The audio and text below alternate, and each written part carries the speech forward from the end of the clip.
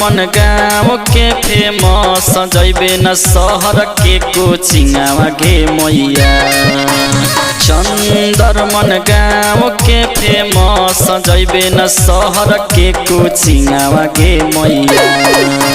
बड़ी आराम से सिखाओ है सब सब्जेक्ट मैया।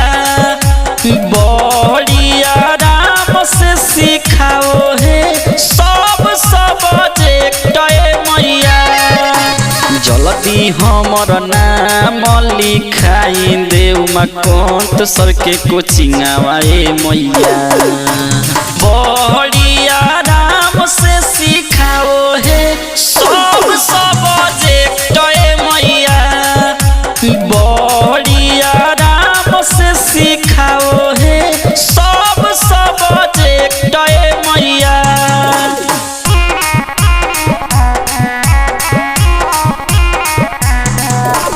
Music by Rajan rocket.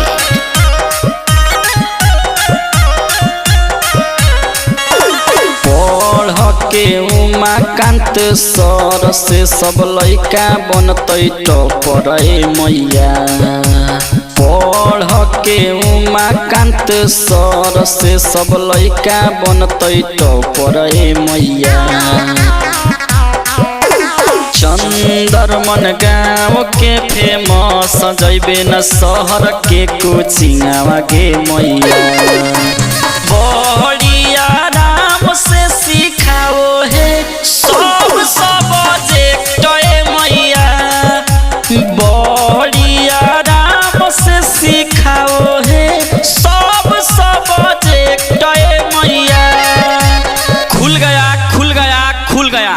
जी हाँ, अपने ही गांव मोहल्ला में मार्गदर्शन कोचिंग ट्यूशन सेंटर खुल गया। स्थान चंदरमन। डायरेक्टर बाई उमाकांत सर, जिनका मोबाइल नंबर है 8809 15590 8809 15590। तो जाइए वहां एडमिशन कराइए और अपने बच्चों का उज्जवल भविष्य बनाइए। डायरेक्टर उमाकांत सर, मार्गदर्शन कोचिंग ट्यूशन सेंटर चंदरमन।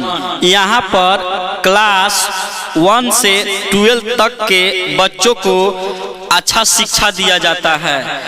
विषय हिंदी, संस्कृत, मैथ, साइंस, सामाजिक विज्ञान, अंग्रेजी इत्यादि पढ़ाया जाता है। तो क्यों पड़े हो चक्कर में? कोई नहीं है उमाकांत सर के टक्कर में। क्यों पड़े हो चक्कर में?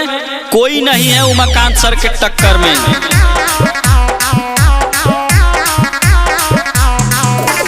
Music by Rajan Rocket. Chandarman गाँव के फेमस जैबे न शहर के कोचिंगवा गे मैया। चंदरमन गाँव के फेमस जैबे न शहर के कोचिंगवा गे मैया।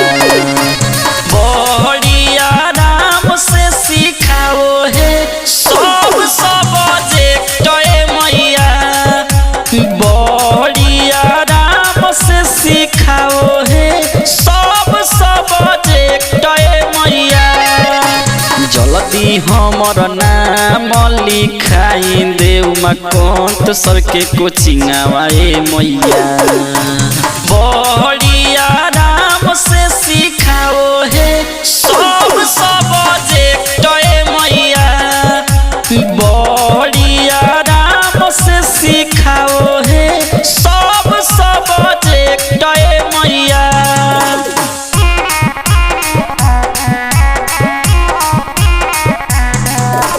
Music by Rajan Rocket.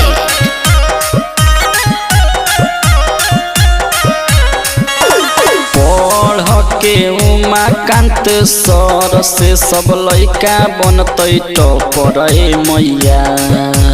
पढ़ के उमाकांत सर से सब लइका बनतै टॉपर मैया।